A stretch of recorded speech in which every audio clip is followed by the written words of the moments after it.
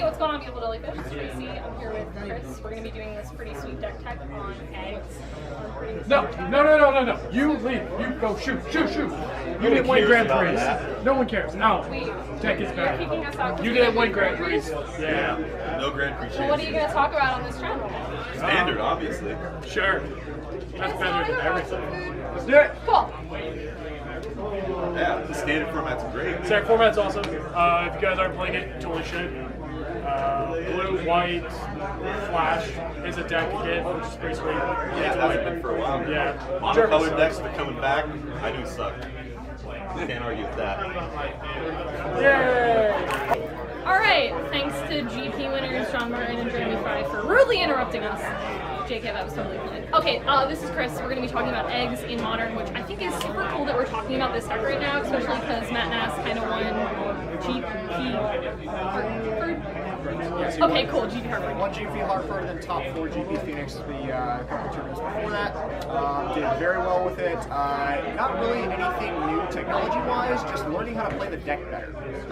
It's a very hard deck to play, as I feel like combo decks usually are.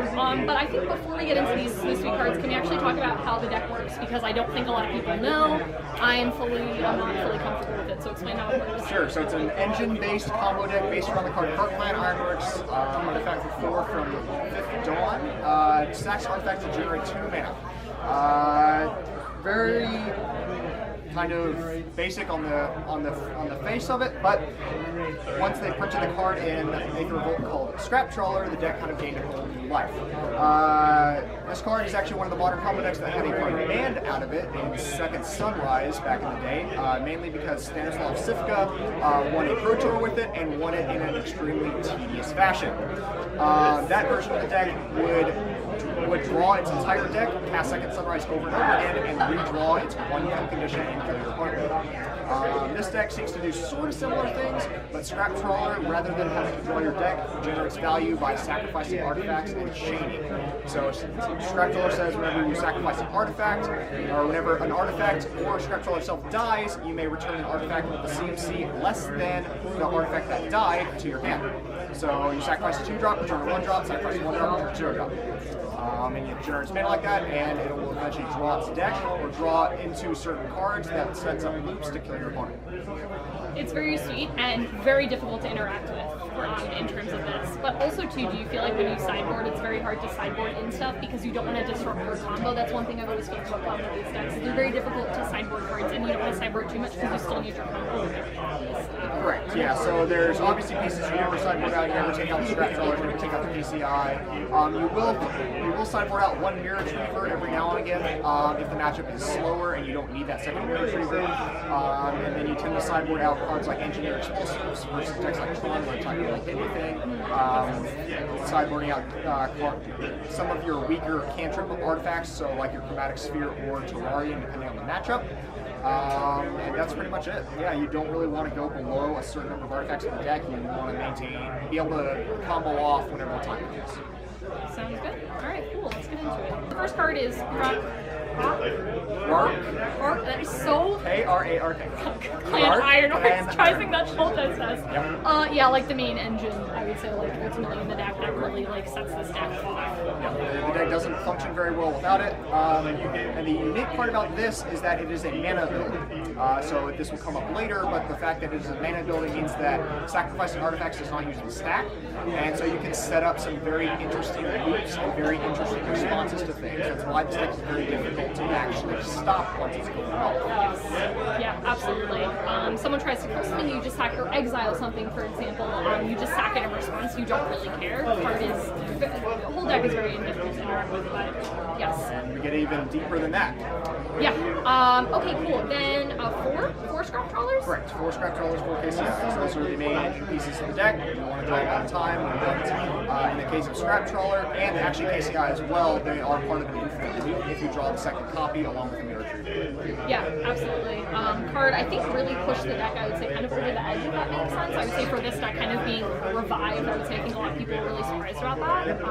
Originally, the deck played as its engine Open the Vaults and Faith's Reward, which I actually did back in Extended Season. So when that would happen, they would return all the artifacts that were sacrificed that turn from your graveyard to play. So you would go from board states of having nothing in play to having everything, then back to nothing, then back to everything. Whereas Scrap Trawler allows you to just chain off of individual cards. Yeah, card is absolutely incredible, and again, very hard to interact with. Like, I'll be playing against it, and I'll be like, my fatal pushes are so useless and things like that, because I'm like, if I kill it, you're just gonna sack it in response and get something like, yes. Okay, cool. And then we spoke about it, but Mirror Retrievers. So there are two. There are two Mirror Retrievers. So Mirror Retriever is one of the new pieces of technology that came out. Originally, people thought the card was too cute, but it is actually generates loops and is actually one of the reasons why the deck is so hard to interact with when it's going off.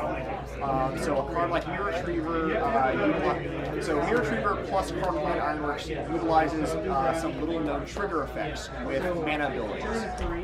So the way that it works is if your opponent tries to destroy your Card Clan Ironworks while you're comboing off, normally you can't sacrifice the Ironworks in response and then sacrifice the Mirror Retriever because the Retriever can't be sacrificed because the KCI is gone. And then vice versa, you can't return the KCI by sacrificing the Mirror Retriever because the Mirror Retriever's died but the KCI is still in play. And whenever the Mirror Retriever dies, its trigger immediately goes in the stack and equals target. So the fix for this was paying it for costs. Because Card Clan Ironworks is a mana ability, what you can do is you can activate things like Mind Stone or your mana rocks and say, I'm paying this cost, and you do it by sacrificing multiple artifacts. Triggers, whenever they happen, will not actually go onto the stack until priority is passed. So what ends up happening is I'm going to pay all the mana for this cost, for this Mind Stone, for this Chromatic Star, for whatever, and then sacrifice all of these artifacts for it. So I will sacrifice the KCI, I will sacrifice the Mirror Retriever, I will sacrifice all of these other permanents and generate a whole bunch of mana. Then the ability resolves, so either I draw a card from the Mind Stone or the mana ability goes off and you draw a card. And all of these triggers have now happened because they all see each other because they happened while there was something else going on. Yeah, he knows what he's talking about, people. He's played the deck a couple of times. Yeah. It's very difficult to disrupt the loop. I've gone off from my Pawn's opponent, Ancient Grudging me 4 times in the middle of my combo turn, and it didn't matter. That's really good. Yeah. Really, really good. Yep. I wasn't going to mention this, but we're on the topic of it. What cards are super detrimental to you that you find really destroy you? Stony Silence. Stony Silence. Is that pretty much the only thing that you can really say? So Stony Silence, Rest in Peace, these are all cards that are very disruptive to the game plan. Targeted Graveyard Hate, not as much. So things like Relic of Progenitus, like Nile Spellbomb, like Trauma Script, all of these things that are just one-shot graveyard effects. Depending on how you set it up and depending on if I can play around it, you can set up turns where I'm sacrificing a 2-drop to return a 1-drop. You bomb my graveyard to hit the 1-drop that I'm trying to target. And if I just sacrifice another 2-drop in response again, return it, and then let it resolve, it doesn't matter, I just continue with the chain. And then you have things like Surgical Extraction, which also pose the same type of problem, where if they try to distract you, you can just return the artifact in response. And that's pretty much it as far as Graveyard Hate goes. There's not very many cards against it. People play things like Scavenging Ooze and whatnot, and it's not really enough most of the time. Discard is also not the greatest because it is an engine-based deck. The deck relies on having a lot of permanents. So, especially in the matchups against black decks, you tend to just spew your hand out and then just kind of sit there and wait for your combo turn, which normally involves drawing and playing KCI. Makes sense. Cool. And then we have Monstone. This card draws you cards, which who doesn't want to draw any cards? There better be the Weatherlight picture up there, by the way, or the Weatherlight card frame. Okay. If I remember when I'm editing this out. Good. So Mind Stone and Mox Opal play this unique role in this deck where you need to be able to combo fast as well as have artifacts to chain with. And Mind Stone also has the added ability of letting you continue to draw cards while you're trying to find the KCI. So the deck does play quite a bit of search effects, so Ancient Stirrings plays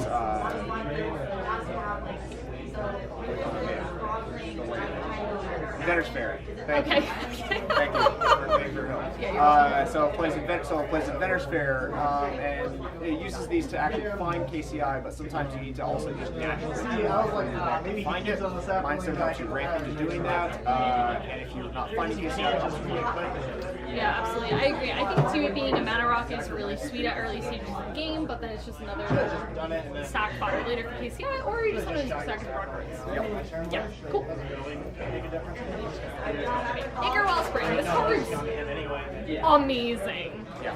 This card, So good. This card lets you draw a lot of cards. So one of the reasons why KCI is such a consistent deck is because it draws cards at a very rapid rate. Almost all the artifacts in the deck cantrip. Ichor Wellspring will draw a card when it comes to play, draw a card when it dies, and then if you have a scrap trailer in play, return a 1-drop artifact that will also probably draw a card when it dies. So it lets you filter, lets you filter through your deck, lets you find all your combo pieces. It is one of the cards that people tend to board out one copy of to help slim down post board, but it is definitely one of the best draws in the deck. I agree. The fact that it not only draws a card when it ETBs, but then, you know, when you stack it with your stack outlet, you're just like, well, I get to draw another card. Right. Cards ridiculously busted. I feel like it's so funny. I was like listening to some podcasts and it was like some decks are just like a combination of just cards that don't look great, but together they're just broken. Like Ichor Wellspring doesn't look like an overwhelming card, but it's a house in this deck. Yeah, card's great. I'm pretty sure that just describes this deck in general. Pretty much. Yeah. Ancient Stirrings. Good lord. This card is...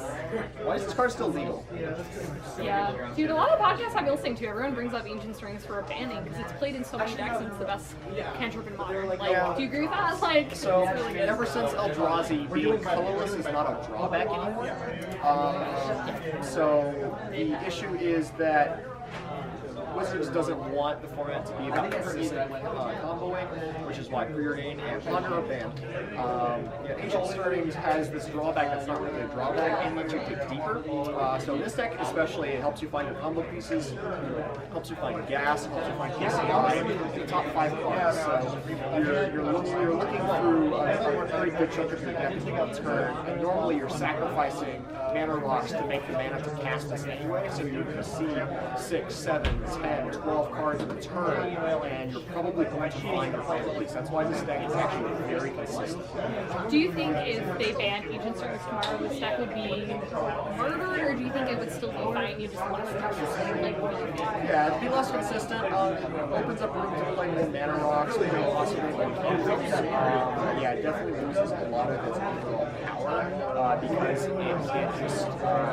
So one of the more busted turns with this deck is to be able to go turn 1 Darksteel Citadel, Mana Rock, Mox Opal, Ancient Stirrings. So you cast a whole bunch of spells and now you're digging. And if you find a KCI and you have another instant mana source, like another Mox Opal, you can potentially kill your opponent on turn 2. Yeah. Well, mildly busted. Yeah, Mildly busted. Yeah. Card's really great. Okay.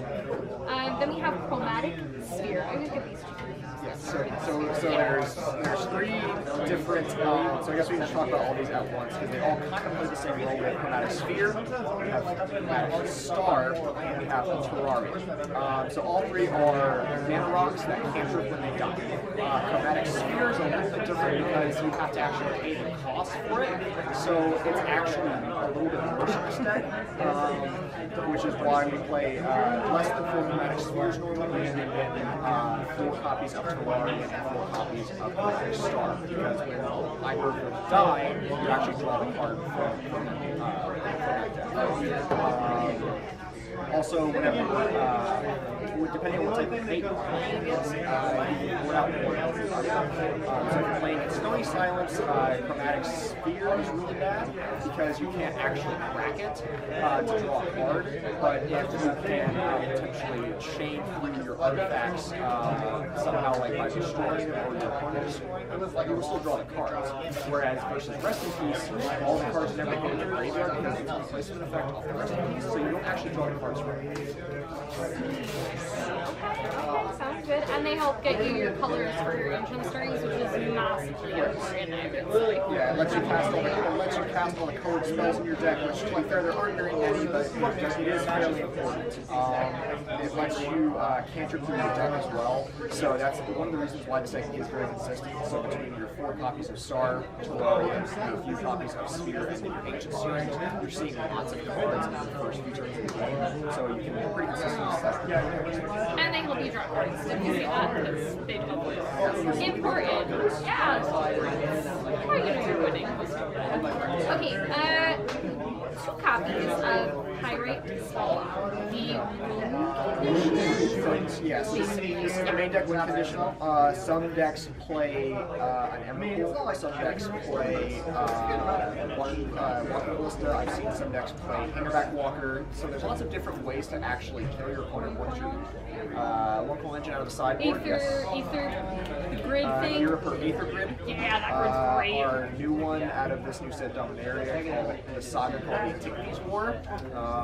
There's going to be a lot of different ways to achieve our end goal of making it dead. But Pyrite Spellbomb, it fills this role where if you cantrip while you're going off and sacrificing to draw a card, you can use it to kill creatures early on, like Scavenging Ooze, or potentially things like Goblin Guide that are trying to really pressure your life total. And then it also doubles as your win condition.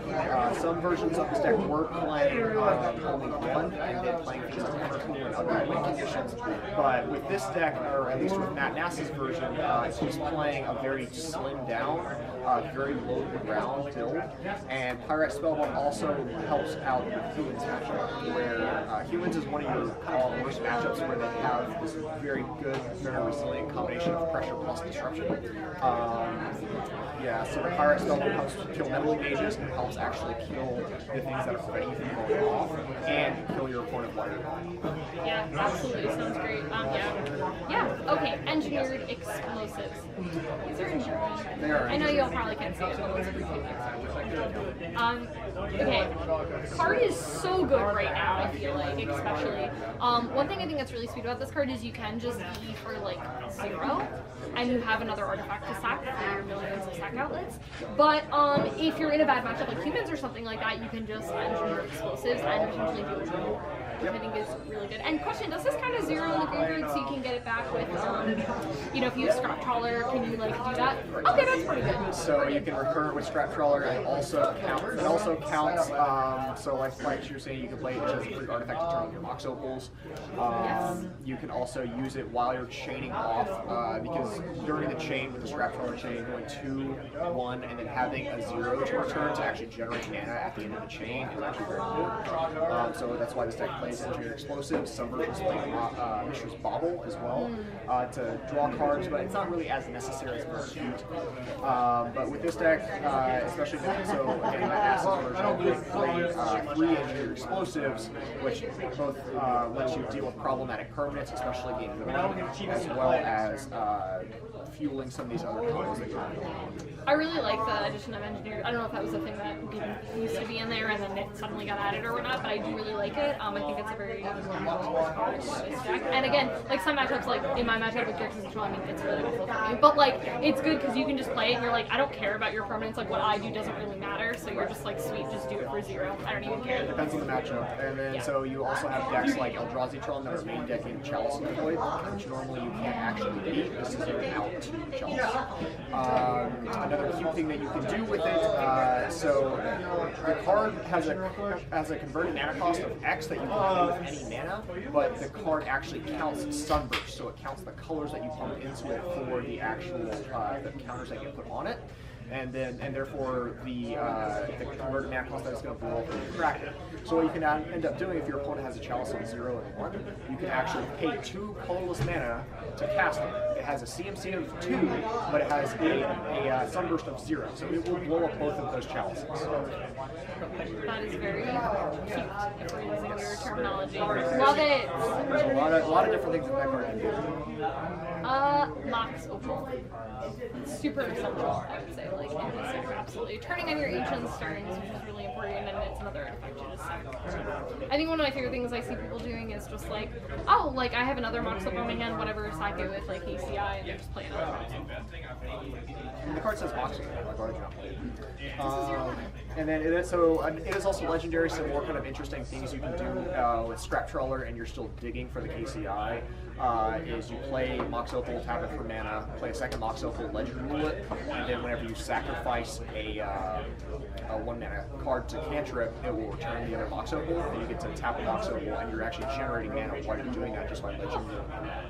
That's really sweet. Yep. Love it. Love it. Yep. That's it. We're not gonna talk about Metabeast because I'll list through that. I'm sorry. Not like it's boring. It's just like This deck doesn't just play mana. It doesn't just play lands though. It actually plays like relevant things. if you feel emotionally attached to your Metabeast, we can talk about it later. Okay, Okay, we'll talk about the Metabeast. That's fine. Okay. It's only a few cards. Ooh. New cards. See? Juice. Okay. Zalafrin Void. This card's sweet. I like Scry. Okay, this card's really sweet too. Doesn't come in tapped. I feel like in the past these types of cards always come in tapped because they generate mana, which makes sense. But this doesn't, which I love. And again, Important. the whole colorless is a drawback, which I think isn't nowadays. Especially in this deck. So we're playing 3 copies of this card. I'm not set on this number yet, but it feels like it actually should be there because this deck's mana drops are always very important for a couple of the lands we'll get into later. But if we're trying to chain off and we're trying to continue to draw gas and we need to hit our land drop, play Void, and it actually lets you scry and see if you can continue to chain or not. Love it. Card is very strong. I really like this card. Buried Ruin. Very important. How many of these are you running? 3. Yeah. This card is, again, one of the reasons why this deck is so incredibly resilient.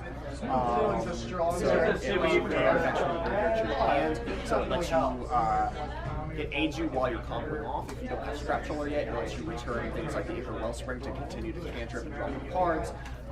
If your opponent, let's say swords, or not swords, wrong format, path or bolt or push your Scrap Trawler in the middle of your combo turn, Scrap Trawler dies, then you just bury your back, replay it, and continue going. Which those seem really bad anyway. Like, just throwing that out there. Like, to have, like, bolt, I mean, you can bolt the face, but, like, those cards just seem bad. Sometimes you gotta do what you gotta do, but yeah, absolutely. Very good against Thoughtseize decks, so they turn more Thoughtseize where and you'll just sit there and I'll just build up all my mana and have all these permanents in play, excuse me.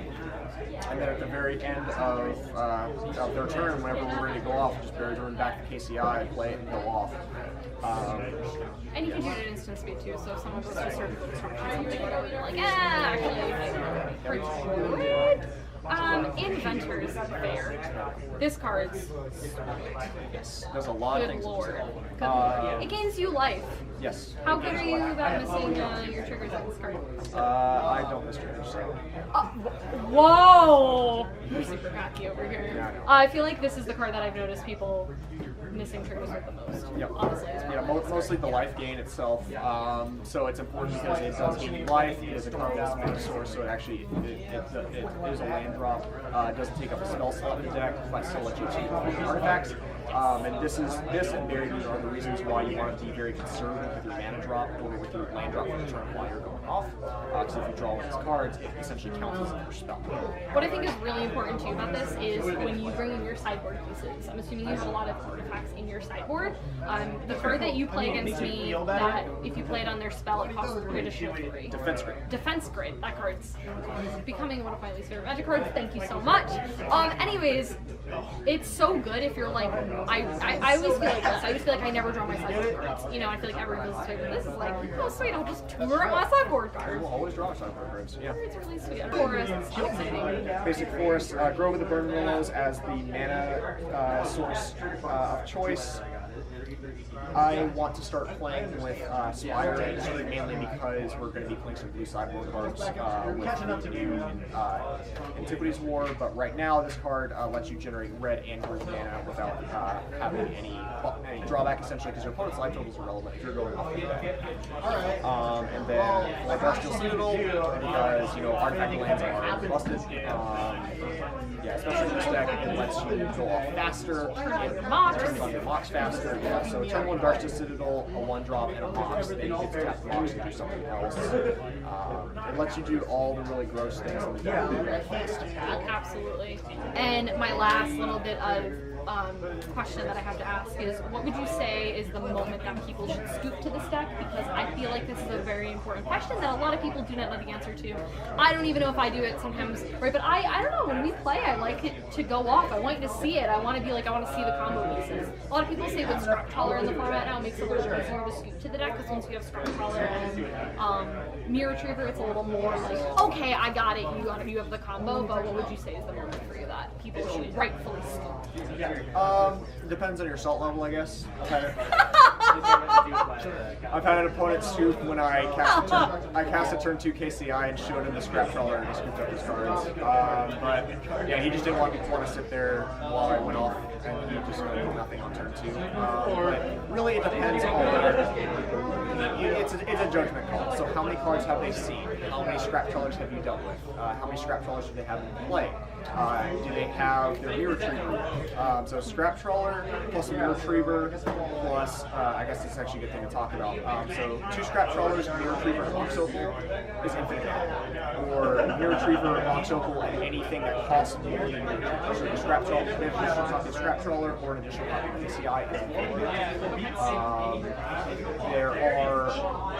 That's very easy to determine to look at it. Normally, if you have 2 Scrap Trawlers in play, and you're returning multiple cards in a turn. So I play Nickel Wellspring, draw a card, sacrifice it, draw a card, return 2 other cards that will also draw me cards. You can probably scoop that one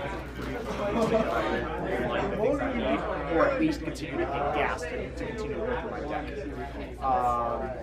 You don't want to scoop whenever they've had to make a whole bunch of mana, tap all their lands, play their land drop to get the KCI into play, then they have to sack their box over, they have to sacrifice their land to put the Scrap Trawler into play, and they don't have much else. The easiest thing to do, because KCI players do this when they're going off, and they do this to determine when they can go off, is how many cards can I draw right now when I play this KCI and Scrap Trawler. So it's a little bit easier if you've played the deck before, but if you can understand when the opponent would come off, and if they're trying to go off right then, you can kind of do the math. It's like, all right, well, you see 1, 2, 3 cards, and you played your land for the turn, so you are actually likely to fizzle unless you draw one. Yeah, and I think that's the important thing, because we were playing the other day, and you generated 13 mana or something that drew 13 cards, and then at some point you had the combo, and I was like, okay, cool, I'm gonna scoop, and then you're like, I was close to fizzling, so realistically, I think I'm pretty sure I did the right thing. I think I waited out a little bit until you had it, which is I think really important. But I think it depends on the person. I think a lot of people immediately see it and they're like, I can't deal with that, but it's like you can fizzle. The likelihood of you doing that is more slim, I would say, but it can realistically happen. So, right, and it really, like we were going through the other day, I drew a bunch of cards and most of the cards in my hand were lands. So that's why every time that I play against another combo deck, make your opponent show you how to do it. The very first time I picked up this deck after a while, I forgot how to actually make the infinite mana combo work. So I showed my opponent all the pieces and he scooped. I didn't know how to do it. I think it's a really important thing, and I've said this before, is know how your combo works. Yep. And then game 2, I showed him the Emrakul in my hand with the KCI in play, and I didn't actually have the ability to make 15 mana. And you scooped. So I think it's important to play it out. That's just my personal opinion. Yeah, make them show you all the way to the yes. Or when you get to the point where you can go off, you will verbally say, okay, I am going off now, which I think is totally fair. I think you'll be like, hey, listen, I see you're tapped out, I'm chilling on it and do this. That's why, so normally a couple tricks when I'm playing the deck, okay, your opponent's tapped out, you can probably guarantee, especially game 1, they're not going to have anything, but post-4 they might have surgery, they might have grab and scrap, other type of nonsense. So you just ask, are you F6? Can I just go through this motion at a faster rate than what you would normally do? And there's they don't have to respond, they don't have to say yes, they don't have to say no, but it's just a respectful thing. It's like, okay, do you want me to draw this out and have to go through everything one step at a time? Or just do you do anything right? And okay, speaking of the surgical thing, one last question. Do you surgical the KCI? Do you surgical the Pirates? What is the right move? If you can, you always surgical the KCI. Okay. The KCI, this is an engine-based deck, and it's entirely based around the KCI. Okay. So post-board, depending on the matchup, we will bring in some other type of win cons, especially against black decks. Absolutely. That will go like Thoughtseize, Surgical. And there are some times where you have I've had on the draw a really decent hand and it's got boxes, KCIs, it's got all the pieces that you need. But you look at the hands like, if I get hit with a Thoughtseize plus Surgical, am I going to be able to win a game? And just can't show you throw it back. So if we're playing, say, and I do that to you, are you like, I can't win from here? Like, what's your point where you just So if we're game 1 and you just surgically turn 1. Turn 1, then yeah, I'm just gonna scoop immediately. Actually, so if we're post board, you have surgicals, which means that I probably have other ways in my deck to actually beat you. Absolutely. So it depends on if I can find those in a decent time. And it also depends on the matchup too. Like, you know, if you're playing against me, I'm on Brisky control mono right now. Like, you know, I'm super slow. Like, so it depends on who can kind of give me the time, and then I've probably boarded in things like Defense Grid that can shut off your counter magic, and then I'm gonna try to go. I'm gonna bait the counter magic. I'm gonna bait the counter spell with Defense Grid. Then I'm gonna try to slam a Gear or Aether Grid or Antiquities War, both of which are things you can't really do. Makes sense. Thanks for being patient on the channel. I appreciate it. See you guys next time.